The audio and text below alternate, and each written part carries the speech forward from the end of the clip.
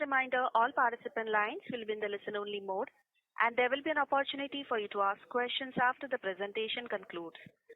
Should you need assistance during this conference, please signal an operator by pressing star then 0 on your touchtone phone. Please note that this conference is being recorded. I now hand the conference over to Mr. Abhishek Agarwal, Head of Investor Relations from Swiggy Limited. Thank you, and over to you. Thanks, operator. Hello, everyone, and welcome to the fourth quarter FY2025 earnings call for Swiggy. Our financial results and shareholders' letters have been published on the exchanges, and the information pack has been placed in the investor relations section of our website, www.swiggy.com. We would like to inform you that the management may make certain comments on this call that one could deem forward-looking statements. Specifically, the financial guidance and pro forma information that we will provide on this call are management estimates based on certain assumptions and have not been subjected to any audit, review, or examination procedures. Swiggy does not guarantee these statements and is not obliged to update them at any time. Joining me on the call today are Sriharsha Majety, our MD and Group CEO, Rahul Bothra, our CFO, Rohit Kapoor, CEO of Food Marketplace, and Amitesh Jha, CEO of Instamart. With this brief preamble, let us start the Q&A. Operator, you can please go ahead. Thank you very much. We will now begin the question and answer session. Anyone who wishes to ask a question may press star and 1 on their touchtone telephone. If you wish to remove yourself from the question queue, you may press star and 2. Participants are requested to use handsets while asking a question. Ladies and gentlemen, we will wait for a moment while the question queue assembles.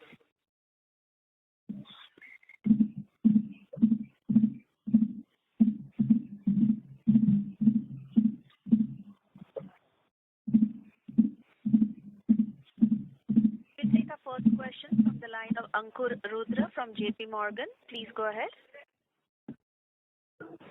Hi, thank you for taking my questions. I wanted to start on the food side of things. You made a statement about expanding your Bolt initiatives to 500 cities. You've given us some color there as well. I just wanted to get a bit more clarity in terms of what your experience has been. This is in the context of your peer actually shutting this line of shorter duration food delivery down, suggesting demand has not been as helpful. Can you maybe talk about what you're seeing different, which gives you more confidence here? Hey, hi. This is Rohit here. Let me take this question. So, first of all, Bolt has grown at a fast clip and contributes 12% of overall order volumes today. Having said that, look, this is a category by itself in a way, and I dare say not just in India but globally, and it's less than 6 months vintage. So we are building it very purposefully and thoughtfully. The AOVs on Bolt are within range of platform, and there is no significant concern we have on the economics of this business. Obviously, I can't go into the details of economics for competitive reasons. And just to provide more clarity, there are 3 parts to a Bolt order. So if you think about it, orders that were already being delivered in 10 minutes, of which the percentage is very low because the network does need configuration towards let's say 10 minutes or thereabouts delivery, right? Second is orders where people choose 10 minutes over normal delivery on a platform because it just makes sense for them to do so in the need case. And third is actually incremental orders, which are due to a new use case or from users that would not have been our core, right? It's a fairly decent number even at this early stage. And we believe that we can continue to build this over time to become more and more relevant for the consumer from an incrementality standpoint. Equally important, both one and two are very valuable to the platform. Also, remember these orders are shorter distances. So when you're looking at economics, just want to conclude it's not the AOV that matters, but also the delivery cost of lower last miles. Thank you, appreciate it. Just moving to the quick commerce side, I wanted to first get a comment on the net order value growth or the GOV growth this time. The NOV growth was around 16-ish%, GOV around 20%. Now, this is a bit of an acceleration, but not meaningful given the context. You've had 3x the number of store addition this time versus last quarter. Maybe can you talk about perspectives of what drove that difference versus last time? And if you can also add any updates on store addition from here, given you've achieved your previous targets. Yeah, absolutely. Hi, this is Amitesh here. You see, the way we are looking at our growth is always in essentially three metrics. One is how many MTUs that we are essentially adding. Our acceleration in growth has happened there essentially primarily. How many stores we add, and of course that essentially results in what is the number of orders and the NOV that we essentially get. From that context, our growth or the indexation of our movement in this particular quarter was MTU growth, was making sure that we open a lot more stores to expand our network. Since these customers that have been acquired are new and the stores that we have gone are new, the overall spend per customer for this specific cohort will be lesser, and which is the reason why you don't see a really tie-up between what we see in our MTU growth as well as in terms of our NOV growth. So the way to think about it is, yes, we have expanded our business, we have invested in the right places to make sure that we have acquired customers, making sure that we have higher repeat rates in the subsequent quarters, will be the main focus of our business. On the other side, in terms of how many more store growth, see, we look at our stores in terms of two ways. One is how many cities we are essentially going into and how deep we are actually going into our city. So from a context of last quarter, it was mostly to go into a lot more cities to understand the contour of how consumers are actually going to react in those specific cities. And the way we are going to look at it is based on those reactions, we are going to look at deepening our presence in some of these cities to make sure that our expansion is more sharply focused rather than essentially widely focused. Appreciate it. Can you talk a bit more about the two new initiatives this time? One is on Max Saver. I know there's only probably been a week in the last quarter, but maybe for this quarter, how does the unit economics for that look, given it's a lot more value focused? Is this going to dilute take rates and contribution profits? And similarly for Megapods, given that now you have quite a few, any kind of color in terms of how do the store economics there looks versus any regular store at a similar stage of evolution? Thank you. Sure. The Max Saver and the Megapods are mostly based on a consumer back understanding of that they need that there are various missions that really consumers have. The primary mission that everyone was first really targeting towards was obviously to make sure that any kind of top up that is there in the grocery is what we essentially look at. When we moved beyond our consumer base that are looking for more options, there are two primary use cases that came up. One is obviously the country being very value conscious. Can we provide some value to the end consumer? And the second is that what are the options essentially that we have. Now both of them are AOV incremental as well as making sure that we give more SKUs to the end consumer as well. Structurally, the Max Saver option, which kicks in for majority of the customers at greater than $9.99. So the economics overall is not very essentially different. There is obviously a discount that we give to the customer, but the fulfillment cost advantage that we get out of a higher order value allows us to be allows it to be at the same essentially ballpark. On the Megapod side, which is incremental in terms of AOV for us as well as in the number of units that we are actually trying to sell, that is without any extra incremental cost on our variable spend. In terms of profitability for a Megapod, see, it is very hard to sell, tell immediately because a lot of these Megapods are new. Matured Megapods, which have come up in places where they were already matured, it has actually the highest profitability for us. So yes, if you look at maturity of the pod and the Megapod existing that is there, our profitability is actually quite good because AOV is higher as well as the throughput is higher. Thank you. We'll take our next question from the line of Swapnil Potdukhe from JM Financial. Please go ahead. Hi. Thanks for the opportunity and congratulations for a good performance in your food delivery business. But I have a few questions on your balance sheet side. I think there has been a significant decline in your cash balances this quarter by around 1,500 crores, which is meaningful. I can understand part of that is because of the losses in the quick commerce business, but then there is also a 500 crore increase in the working capital investments and capex of 425 crores. And this is despite the fact that the store additions is just about 300. Both numbers look to be significantly high. Sure, I can take that. So Rahul here. See, if you look at the capex investments, we have added 314 stores last quarter, as well as we have been increasing our warehouse footprint, and that has led to the overall capex deployment. We do believe that a large part of the overall capex cycle that we had started for this deployment journey is now behind us, and going forward, you should see that reducing in a significant way. On the working capital side, this is more of a point in time period. You should see some of it starting to come back. There is the difference between we have seen some of the advertising revenues that we collect from brands. There has been an increase in the number of days outstanding, but that should correct in the next quarter. So that is not a permanent change, but more of a in the quarter change. But Rahul, if I were to extend that question, if our competitor has been reporting capex of around 1 crores, including the dark store plus the warehousing, and they also added around 300 crores of stores this quarter, and their capex was in line that kind of increase. But your store additions, I understand 316 is a fairly high number, but still the capex is 425. That intuitively tells me that you're spending could be spending significantly more on a per dark store capex. No, that's not correct. So as we had guided, our per dark store expenditure is not more than 80 lakhs. It could be higher on the mega pot, but overall we don't spend more than that. I think as I mentioned, our warehousing capacity expansion has been done. As you've seen, our growth has been accelerating.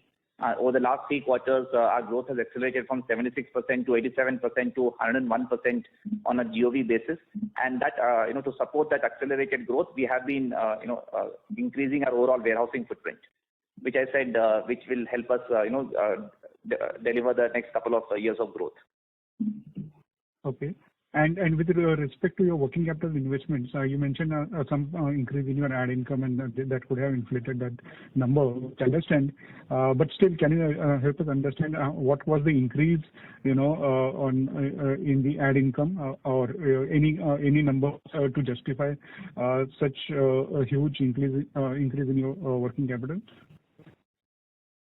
No, as I said, it is more of a collection, efficiency, and we do expect this to meaningfully come down in the next quarter. So you should not see this as a structural change in the overall working capital, cycle of our business. Okay. So the next question is on your guidance per se.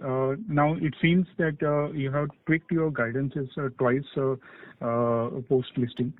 First, you stopped giving the break-even guidance for Instamart business, and now it seems your contribution margin break-even timelines have also been changed from 3Q FY26 to it goes up to 1Q FY27. I mean, are you guys feeling the pressures of the competitive intensity is significantly higher, and that is why currently there is some decent amount of uncertainty in your Instamart business per se? Yeah. See, I think as we go in the overall deployment of our store expansion and the network, we have seen competitive pressure continuing to increase, not only from the existing players, but also there are a set of new players who are entering the market. So our guidance, while we do have maintained the 3 to 5 quarters, this gives us a certain amount of flexibility to invest behind growth, especially in the geographical expansion that we have done. We do believe that there is a certain amount of customer addition that continues to be supported. If you have seen our numbers, just in the last quarter, we've added more users as compared to the last 6 quarters. Right, we added 2.8 million MTU. So there is a certain amount of growth investment that is required in an accelerated growth, category, and we want to therefore have the flexibility to be able to deploy some back into growth, and that is why the reason for the 3 to 5 quarters margin guidance. Having said that, the peak of the contribution margin investment is behind us. As you've seen, our network has expanded very rapidly over the H2 of last financial year, which means there's a certain amount of underutilization of the cost that is sitting into our P&L, which will start decreasing quarter on quarter from here on. So you should start expecting that the CM will improve on a quarterly basis from here on. But how confident are you to break even on the contribution margin level by 1Q FY27 latest? Is there any possible? I'm just trying to get simply confidence you because of the frequent changes that have happened. Okay. So there are not any frequent changes. It's as I said, we had last mentioned about December quarter. As I said, we are seeking flexibility to over 2 more quarters. It could happen in December. It could happen in the June quarter of the next calendar year. We do have a certain kind of plan for us to be able to achieve that. If you see most of the investment that have happened, a large part of it is in the underutilization of the network. A lot of our stores are currently less than 3 months old. Stores typically take anywhere between 6 to 12 months to hit 1,000 OPD number, which basically gets us to break even, and the cash losses start reducing in those stores. We have also invested in certain amount of customer incentives, which is led slightly by competitive pressure, but also by the overall size of the customer additions that we have done in the previous quarter. So just the last one. Very confident about our on the trajectory itself. Okay. Just the last one on your fixed cost in the Instamart business. The fixed costs have been consistently higher than the other listed player. Now your scale is decently smaller than the other player, but still those costs remain significantly high for you. I mean, is there any trajectory to get a control over this cost? I presume this is mainly because of performance and brand marketing, but at some point of time, this is the line item that you will have to address if you were to break even at an EBITDA level. So any sense of what efforts you would be putting into control this cost? Yeah. See, if you see the overall deployment, a large part of below CM costs are into performance marketing and brand marketing. As I had mentioned, we've added more users than we've added in the 6 cumulative quarters before the previous quarter.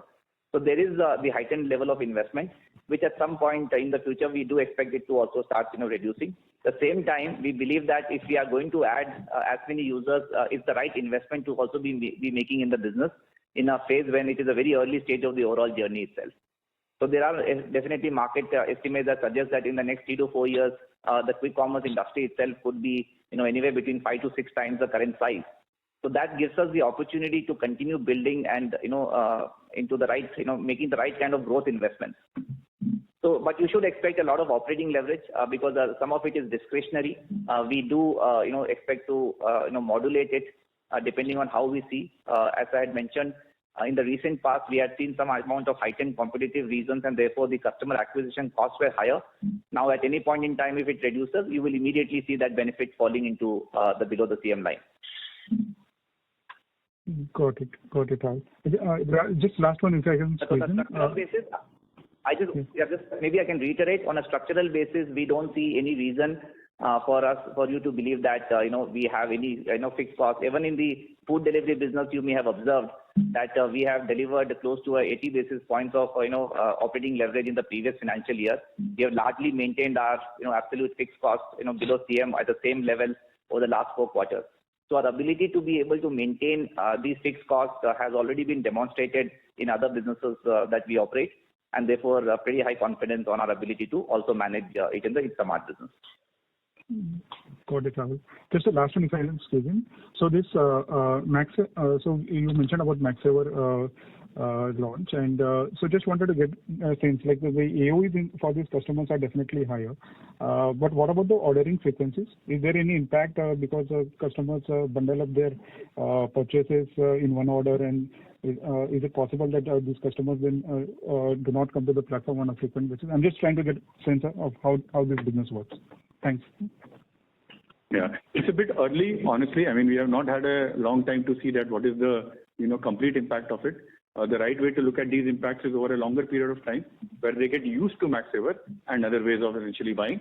As of now, this gives us the confidence that the spend per customer is actually going up based on the early reads. But as I said, it's early. We don't want to comment, till at least we have a quarter worth of spend and usability from the consumer side. It will be irresponsible for us to, stock any kind of long-term consumer behavior before any quarter. Got it. Thanks a lot, and all the best. Thank you.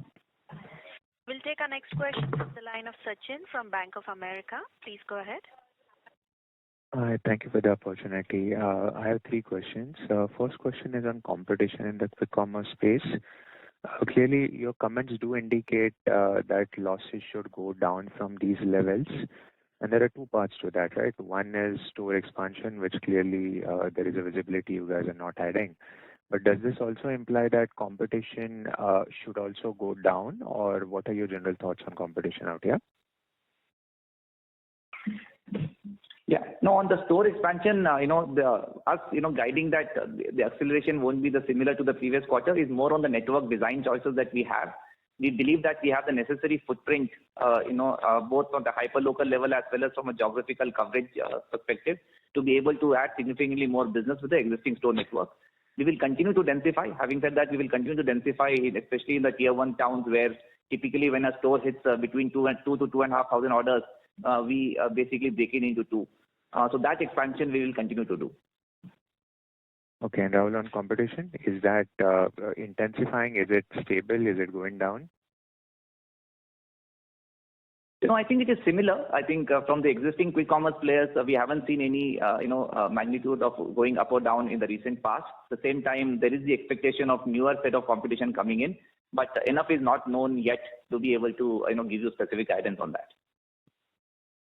Yes, fair point. Second question, is there a major difference in terms of running a 1P model and a 3P model in terms of unit economics? And does management have a focus to become an IOCC at some point in the future? So I'll take that.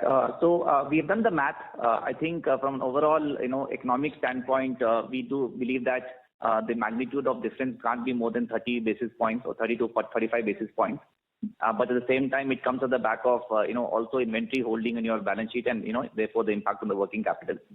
So it's a choice to be made on the commercial model. I think it does provide a little bit more flexibility. I think that's a fair point. But at the same time, the commercials don't necessarily justify for you to make any inorganic way to achieve, to get there.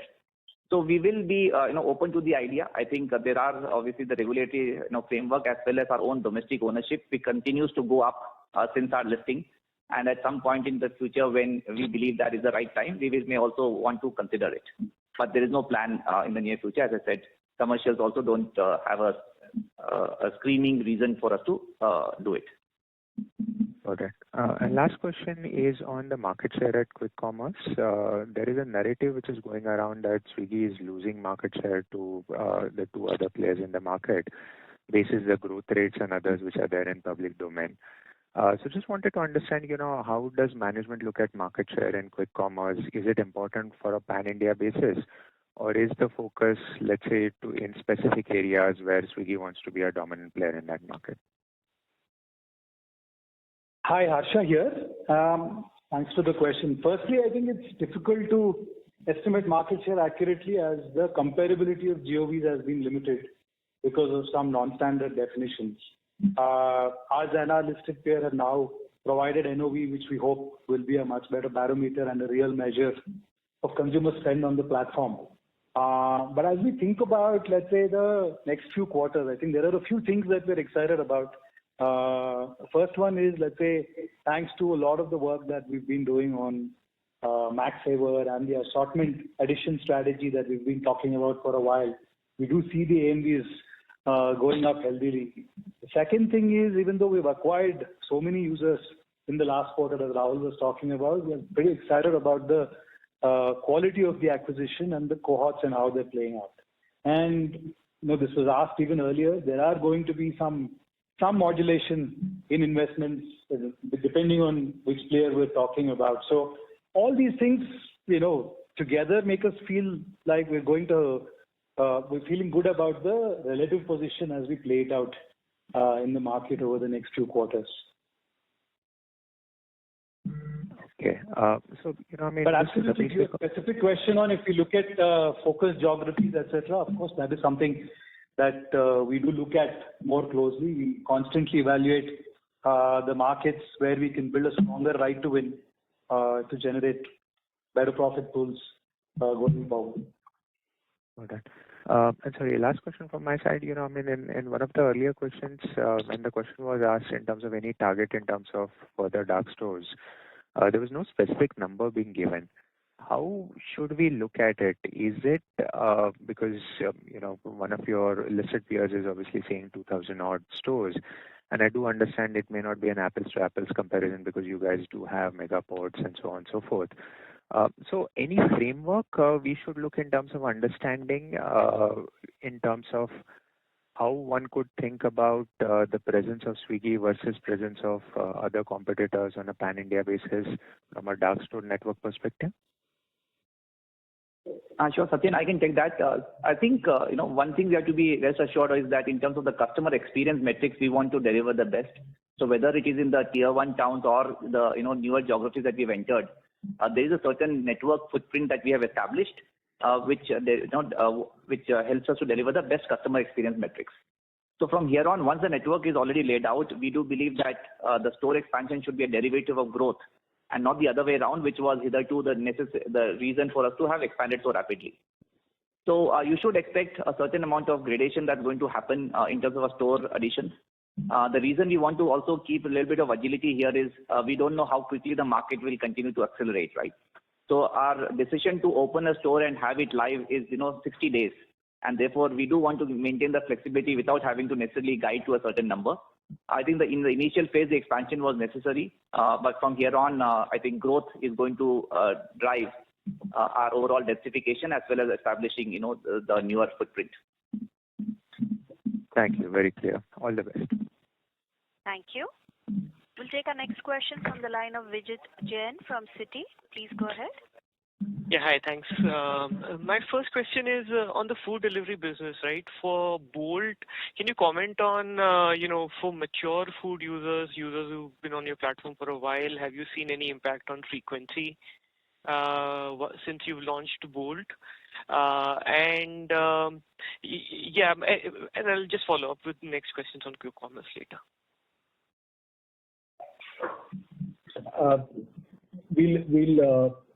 So your question is around whether the existing users are increasing frequency because of Bolt? Yes. Just the sense that faster delivery, does it increase use case in that sense for existing users as well? No, absolutely. I think not just Bolt, we see it consistently in our data that whenever the deliveries are faster, people tend to convert more that particular session. So that holds linearly on the platform, and Bolt is obviously at a 10-minute range the fastest of the options we have. So we do see that incrementality. Correct. Thanks, Rohit. My question on quick commerce is, first, the NOV GOV gap in quick commerce that you highlighted here went from 85% to 76% in 2 quarters. And I know you've commented in the letter that about 250 bips impact on contribution came from discounts. So in general, would you say that a third of the discounts are being borne by you in this, and the rest is being borne by, credit card and other partners? Is that how I should look at it? No, see, overall, the NOV is not just a factor of also our expanding, selection, right? So as the share of overall non-grocery, increases, you should expect that there'll be a higher, margin that is, currently the other categories operate on. Okay, good. So it's a factor of the mix that we have, as well as some of the, customer incentives that we have to do for especially new users who come to the platform, where there could be some amount of, say, free deliveries, to build habit that we continue to provide to them. Got it. And Rahul, my next question is on the performance marketing spends that you were talking about earlier. Now, how much of the spends that have gone up in the last 2 quarters is as a consequence of increasing cost per impression and those kinds of things, versus how you've accelerated your efforts towards reaching more people? And I guess my question is because at some point of time, if you see MTU's growth slowing somewhat because industry is capturing all the low-hanging fruit, will the performance marketing spend disproportionately go down? Yeah, I think in the near term, it did get impacted, by the size of the user acquisition that we've done. As you may have seen, we've added more users, compared to the previous 6, quarters cumulatively. So there's a certain amount of absolute, increase that we have had in the previous quarter. At the same time, because of competitive reasons, the customer acquisition cost also, went up. We started to see some signs of that, coming down. So in the current quarter, we are seeing better efficiencies on the customer acquisition side. And, if there's normalcy that will return, I think we should expect some bit of efficiencies there. In terms of the absolute spending, I think it's going to be a factor of the market growth. It's very hard to, guess that, how much of this growth will continue, whether it will accelerate or there'll be some bit of, bumps along the way. So I think we are going to modulate it on a near-time basis and make those appropriate decisions. Correct. And my last question, just so your cash burn obviously in this quarter is 10 billion thereabouts in terms of operating cash burn, and you've mentioned your cash balance as well. So in terms of that ratio, how should one think about your cash burn runway that you're comfortable with given this cash balance? Thank you. Yeah, sure. So, 2 things, right? One is if you look at the trajectory of our food delivery business, it is now run rating at close to 1,000 crore EBITDA. So that is a cash cow that we want to build on. At the same time, quick commerce, there is a certain amount of investment outlay that we have outlined. What we are guiding is that we believe that the peak of the investment, should be behind us. Especially as we ramp up on our operating efficiencies as the network density and the utilization increases, we should see that starting to come off. Currently, we have a very strong balance sheet, as you see, 6,700 crores, and the cash, food delivery business and the dine out business also turning profitable, which continue to accrue to the treasury balance. Feeling pretty good about the the strength of the balance sheet. Got it. Thank you so much. Those are my questions. Thank you. We'll take our next question from the line of Vivek M. from Jefferies. Please go ahead. Hi, good evening, team. First on the food delivery business, so there are a lot of discretionary companies which are talking about slowdown, in general in the urban market. So does that worry you so this quarter, has been good for you from a growth perspective, but does that worry you as you head into F26? Yeah, hi, this is Rohit. Let me take that. Look, the macro is too volatile for us to talk about or get a clear read on the impact, since there are multiple moving parts, including recent geopolitical changes which are happening. Right. Overall, if I disregard that, we haven't seen as much of a slowdown as been talked about. We've always spoken about a 18 to 22% kind of year-on-year growth guidance, and we are towards the lower end of that range. This business will be some months or quarters above or below, as would be the case for any discretionary category. Having said that, I do recognize that as a category, we need to innovate more to grow above 20%, and we are trying to see multiple different innovations to see what really sticks with the consumer. So, for example, Bolt is one such on speed. There's enough work happening on value, and I think more will happen there, and differentiation, for example, with One Black. So again, is the category right now, from our perspective, trending towards the lower end of the guidance? That's correct. But I think that's the rough zone that we have seen. I continue to be a very, very strong believer in the long-term potential of the category, given the penetration levels, etc. But that has to play out and that will be played out by not just by the market, but also our efforts towards innovation and growth there.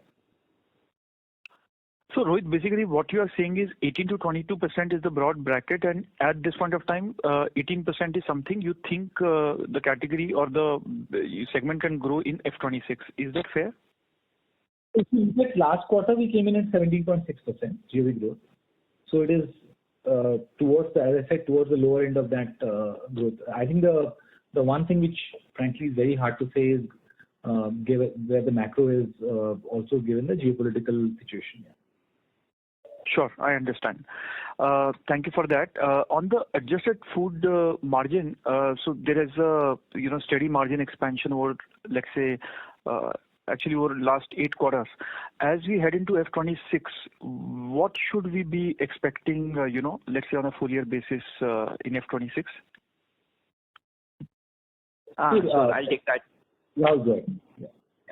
So I think, we don't give specific guidance, in terms of what will be the incremental, EBITDA that we will gain. At the same time, you may have observed that we have added close to 80 basis points on operating leverage here, which you should continue to expect. We have been able to keep a very close handle on the overall fixed costs into the business and largely keeping it flat while the business has grown over the previous year. So there is an amount of operating leverage. At the same time, contribution margin, there is an expansion that we expect by another 100 to 150 basis points to hit to our steady state, EBITDA guidance. So you should expect the trajectory to continue. At the same time, there could be quarters where there could be ups and downs, and there could be certain amount of investment that we may make for growth. But largely the trajectory on an upward one should continue over a full year basis. Got it, Rahul. And moving to quick commerce, your AOV, let's say moderated slightly on a quarter-on-quarter basis, very slightly, but I would have, and there is of course a seasonality between third and fourth quarter, but I would have thought at the time when, you have expanded the dark stores, built megapods and also, improved the assortment. Why, I would have imagined that AOVs could have actually, moved up, given that your competitor still is sitting on a higher AOV. How do you think about this? Sure. No, I think it's an important KPI, and we have also are holding ourselves accountable to this KPI. We have continued to guide that we will be doing double digit. If you have observed that we have now upped this guidance, we expect that over the coming year we will be able to deliver high teens growth on the AOV. So feel very comfortable about the trajectory. I think it was also a factor of the overall assortment that we had, the share of the larger baskets, more recently, which the Max Saver that we have launched. So there are a host of factors that are going to help us be able to deliver on the overall guidance that we are giving, which is a high teens growth from here on. And I think the second part of the question, which was on acquiring new customers, and that's still leading to a higher AOV. I think Harsha essentially mentioned about good quality users leading to a better quality business in the future as well. So what we have done, and we have been consistently doing over the last 2 quarters, is to make sure when we acquire customers, we acquire customers with the right basics in mind. And that is the reason why, even though sometimes the frequency is low, we have kept our as AOV as a very important guardrail in the way that we have been acquiring customers and also repeating them with us. So the reason why it has not followed that trend, and this is only exception to the new customer trend, is because we are acquiring customers healthily and repeating them far healthily than earlier. Got it. And the last bit is on quick commerce growth. So there has been an acceleration, meaningful acceleration through the course of the year in terms of even YOY growth also. The exit number, of course, you have, let's say, doubled GOV. How do you think about FY26? Because the investments on the dark store side will be lesser, as you alluded to, whereas the competition is still adding stores. So I don't know how much of that will come in the existing cities versus new cities, densification, etc. But so 2 parts. One is on your growth, and the second bit is by not adding stores and matching the competition in a way, does that mean that your growth can actually then therefore trail, let's say, the overall industry or let's say the other 2 players? Hi, Harsha here. I think for us, the growth in most of these businesses for us is obviously a combination of MTU and AMV. And we continue to have a very competitive view on both of these. We just discussed the AMV part itself. And as we've mentioned, I think for the competitive position we want, we feel good about the coverage we have for the MTUs that we need. So in terms of an overall growth, overall the trajectory in the MTUs, the quality of the cohorts, as well as our push on the AMDs give us very good confidence about the overall market position. Got it. Wish you all the best, Harsha and team. Thank you. Thank you. We'll take our next question from the line of Gaurav from Axis. Please go ahead. Hi, thank you for the opportunity. Just a couple of questions. One question is on, given that all these players have been giving pretty chunky discounts to the consumers, how difficult will it be for you guys to sort of wean away the consumer from discounting and still retain them? Maybe you retain them, but the kind of spends which they are currently doing. Yeah. So the way to think about the business is the incentives that you give to the consumer are trials, basically on what they want to experience as an end consumer. So the program that we have is very oriented, towards making sure that they transact X number of times. We give a specific value prop to the consumer that we believe is sticky enough for them to come back to us. We look at our retention numbers all over the last few quarters. Upping up the value proposition is leading to customers sticking with us for a higher frequency as well. So the way we are looking at it, incentives are for trials. Incentives are for making sure that they experience our value prop a lot more. Once that is done, we see a lot more stickiness in spite of those incentives essentially going away. It's a very tried and tested way that we have followed, and we believe that it will essentially go away. And we see that in our higher retention numbers as well. If I can just sort of deliberate a little bit on that as well. See, the higher spend the cohorts which you have showed, which you disclosed, now that is coming again at a time when the discounting has sort of moved up, right? So at some point in time, I would presume that the discounting would have to sort of come down, or do you think that these discounting levels are here to stay, and that means that these spends will sort of kind of remain at these levels? Yeah. See, the way to think about our acquisition as well is that there are various cohorts in our businesses as well. Okay, there are mature cohorts, there are cohorts which are new, and there are cohorts which have essentially tried our platform as well. Whenever a cohort becomes mature, they don't actually need any kind of incentive for them to be operating on our platform. Okay, and that we have seen consistently. The retention rate, the repeat rate keeps on going up without any incentive at all. Okay, so the way to think about it is that it's the incentives are very focused on a specific kind of cohort to make sure that they keep on transacting until they get used to the platform. And once they get used to the platform, it doesn't require any kind of incentive to essentially make it up as well. And that is something that we have seen in our retention numbers as well. Over multiple quarters, the retention have essentially gone up, and we see that essentially going up again and again as well. So if you look at the shareholder letter, point number 6 as well, that specifically speaks about our retention rate over the various quarters of acquisition of the end consumer. It has always been essentially only going up. The reason of that is because when the consumers are actually getting matured, they're getting used to the platform organically without any incentive. And we see that keep on happening again and again. The heightened incentive is just to make sure that there are a lot of new consumers that we are acquiring. We make sure that they get used to this platform faster. And what would be the timeline for a user to, say, go from a new to a more mature user, at which time they don't require the incentives to keep transacting? Yeah, so it varies. We don't give specific, guidance, and it's a very competitive information that we don't want to share. It varies based on which geography that we are speaking about. But it is a very minimal number of transactions that allows a consumer to believe that they want to be with this platform or not. Beyond that specific number of transactions, it really doesn't matter. They are either going to be your user or not. So, that's the way we essentially look at it. But that specific information is something that we would not like to share because it is competitive in nature. Got it. This last question, you guys mentioned, new competition, which was alluded by your peer as well.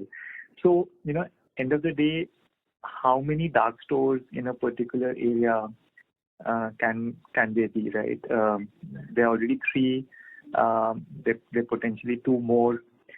So how do we think about how many players can, at least the top 10 cities, which is where most of the business is coming from currently, can potentially have in a particular locality? I think, as Rahul mentioned, we're still maybe 20-30% done when you look at the overall scheme of the market. I feel it's too early to already be clairvoyant about how many stores and how many companies can operate. I think it's a rapidly evolving market, so I don't think we have a very pointed view on this. And if you look at in general, market growth that we are seeing and the market penetrations, I don't think we are facing a level at which it looks like that. There will be growth challenges for anyone. Understood. Thank you. Thank you. We'll take our next question from the line of Sudhir Guntupalli from Kotak Mahindra AMC. Please go ahead. Hey, hi. Thanks for the opportunity. My first question is on Instamart growth. So for FY26, you are essentially saying that you'll be more graded in terms of the store additions.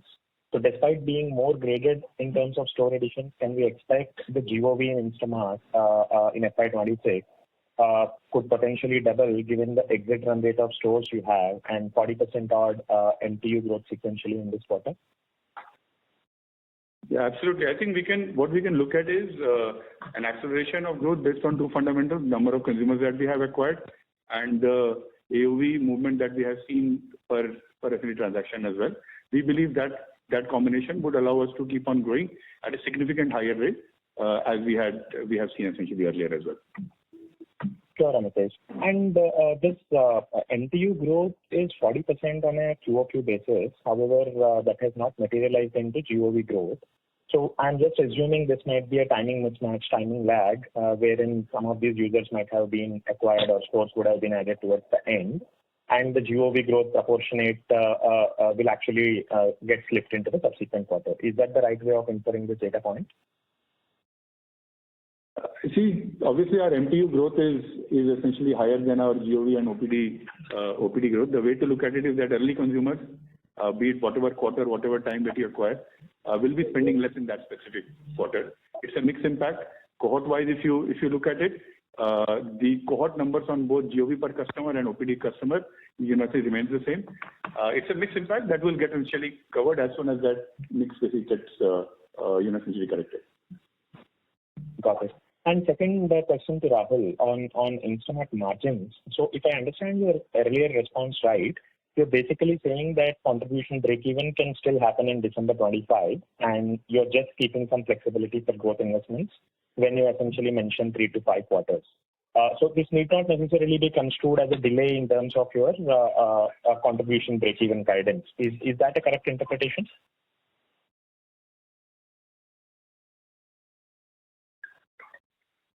Yeah, got it. Yeah. Operator, are we on the call? Yes, on the call, sir. Yes. Could you rejoin, Sudhir, please? Mr. Guntupalli, you're there on the call, yeah. right? Yes. Can you hear me now? Yes, we can hear you. Yes, Sudhir. Yeah. Go ahead with the question. Yeah. I don't know how much is heard, but I'll repeat the question. So if I understand your earlier response right, you're basically saying the contribution break-even can still happen in December 25 quarter, and you're just keeping some flexibility for growth investments when you say 3 to 5 quarters. So this need not necessarily be construed as a delay in terms of your profitability guidance, right? Is that understanding correct? No. So yes, I think as I mentioned that there are factors which are within our control and some factors which are beyond our control, right? So I think us being able to take this flexibility is more to take into factors which are outside our control versus within our control. Understood, Rahul. Fair enough. And last question is to Rohit. In food delivery, so I think last quarter when we met or in the call also, we discussed that December and Jan would probably be the throw point or lowest point in terms of demand for food delivery, and we were expecting that to improve on a month-on-month basis in February and then subsequently in March. So did the trajectory play out that way if we just keep aside the recent geopolitical issues and all? Yes, I think we did see it play out that way, where February and March were stronger than January. Also, remember this has a February which was a 28-day month, so there is that effect. Yeah. Got it, Tim. Thank you so much. All the very best. Thank you. We'll take our next question from the line of Abhishek Banerjee from ICICI Securities. Please go ahead. Hey, hi. So my first question is with regards to food delivery, right? So you have again seemed to gain a little bit of market share. So any thoughts on what you're kind of doing right here? And I mean, do you really think that market share gains are sustainable, beyond this quarter as well? Look, I'll not like to comment on market share per se because it's very hard to define what we are treating as a market here. But in terms of general growth, I think we have already spoken about it in the call. We continue to believe that the platform is very strong. I think we have all the core parts of the platform very solid, operating in across cities. So there are hardly zones or cities where we don't feel that operations or supply or things are not in a very good place. I think teams have been stable. Teams have been there for most of our leadership is now significant vintage, right, in the food delivery space, understand the category well. So there's some fundamental basics which are operating for us, right? On top of that, what I do believe is that in a category like this, innovation and trial must continue. And you've seen that coming through over last year, including some which have worked, some which have not worked. That's fine. I think we'll continue to operate in that zone where the chassis, the platform, the teams continue to be stable. On top of that, we have Bolt and other things, and we'll keep trying. I think that's the zone we are operating, and whether if that leads to higher growth in category, I think we'll take it any day. But that's not what we operate towards on a daily basis, I think. Yeah. And obviously, if you look at margin expansion, I think that's a very important variable. I think we'll continue to focus on keeping a fair balance between growth and continue to expand margins over time. There will be quarters where we will see some yo-yo between the both. Either could be because of wage inflation or kicks into a particular quarter, or just seasonality where you have to spend more on the delivery network to keep the fleet there. But those are very known sort of variables in the category. Understood. Yeah, Abhishek, Harsha here. I'd like to build on top also. I think over the last couple of years, I think thanks to the team's efforts, like we've stabilized a lot of our operations, like our account management is on an all-time high. But more importantly, I think what we're also cautiously excited about is the innovation engine firing, I think, across multiple parts. If you think about value, we've been constantly throwing stuff in front of the consumer to see if that catches their imagination. For the experience side, we've launched Black. For speed, we've launched Bold. So I think we're feeling good about like the inputs firing, and we hope some of these materialize even more in the coming year. Understood. Now, if I look at the contribution margin level, so beyond now, so I am guessing you would also want to achieve a 4 to 5% kind of adjusted EBITDA margin as a proportion of GOV in food, right? But when I see your adjusted EBITDA margin improvement in this quarter, it is broadly in line with the contribution margin improvement, which I don't think should be the case given you should be getting some scale benefits. So why has that happened in food, and what is the outlook on this going forward?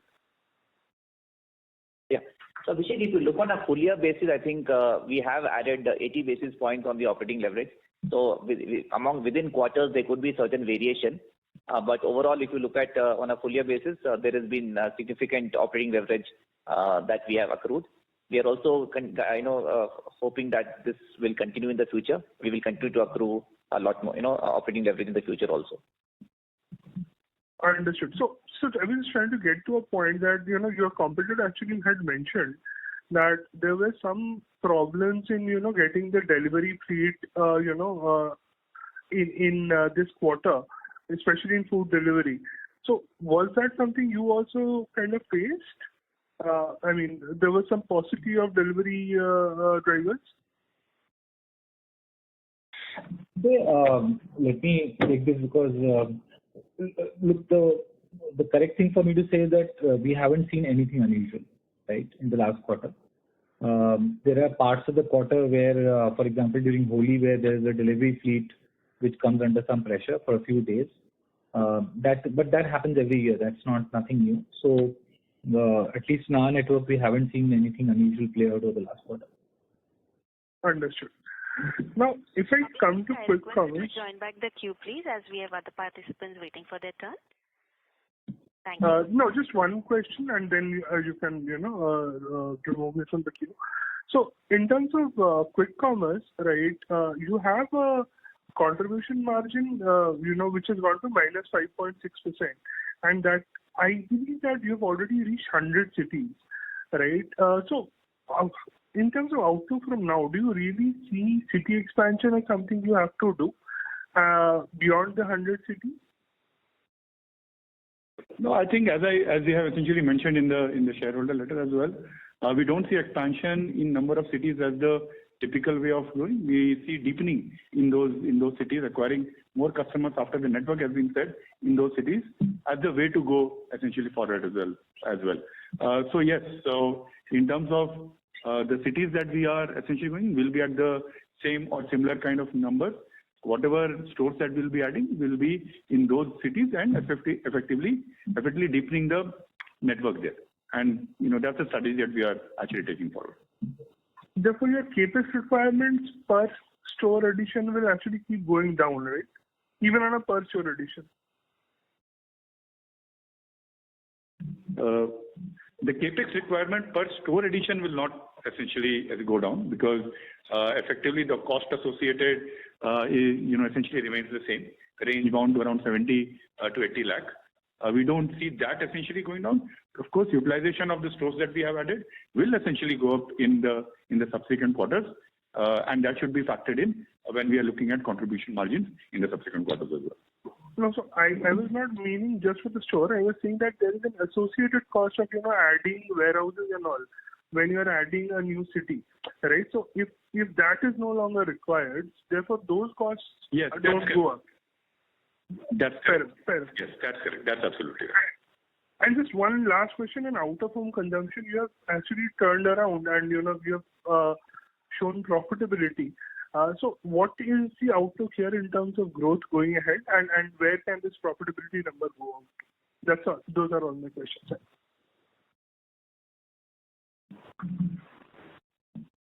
Sure. So, see, if you have seen, since the acquisition over the last couple of years, we have seen a very dramatic, change in the trajectory of both profitability as well as growth.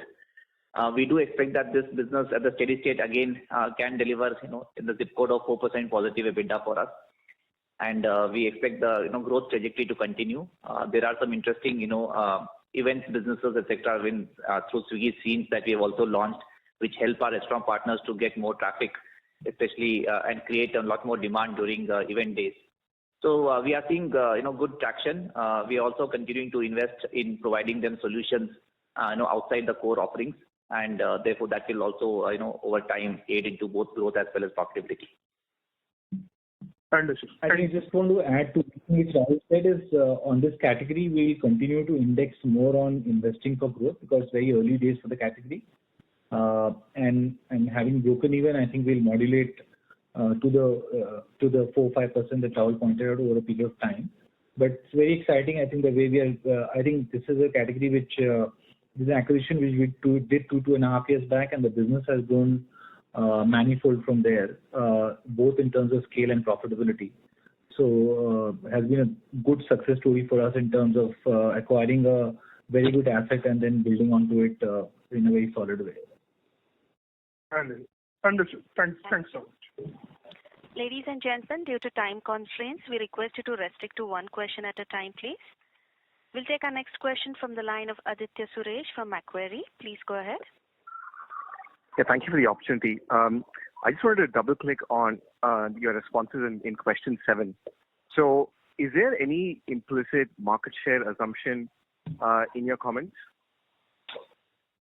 Sorry, market structure assumption in your comments? Sorry, can you repeat the question? Like, what is the question? Okay, so just on quick commerce and your comments where you speak about in the path towards contribution break-even, is there an implicit market structure assumption?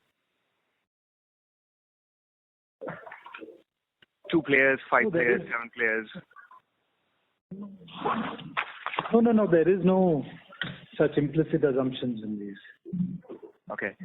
Just as a follow-up on that then. Aditya, I request you to join back the queue, please. Thank you. We'll take our next question from the line of Nikhil Chaudhary from Nuvama. Please go ahead. Hi, thanks for the opportunity. Just want clarity on your comment regarding the disconnect between MTU growth and GOV growth, where you highlighted that while this quarter GOV growth is driven by new user addition, while you have seen slowdown in older users. Have you seen this kind of seasonality before? And why you think this is not a user churn because of higher competitive intensity? Thank you. So, hi, Harsha here. We keep closely watching our metrics overall. Firstly, as Rahul mentioned, it's unprecedented acquisition win for us, because for the quick commerce business, and each business is different, this is the sum of 6 quarters of MTU growth for us that has happened in the last quarter. To that end, it is unprecedented. And as we've already mentioned, we're constantly looking at the quality of the overall cohorts and the retention of our mature users. We don't see the impact of intensity showing up actually on the retention of our users. So just to clarify, every cohort is operating in a similar way and better compared to what we were essentially earlier. So just to get that, the only delta that you see in any of the aspects is just a delta on the mix. So yes, our matured customers are retaining and spending in the earlier way or better, and which is the way that we want to grow our business as well. Got it. Thank you. Thank you. Ladies and gentlemen, due to time constraints, we'll take that as the last question for today. On behalf of Swiggy Limited, that concludes this conference. Thank you all for joining us. You may now disconnect your lines.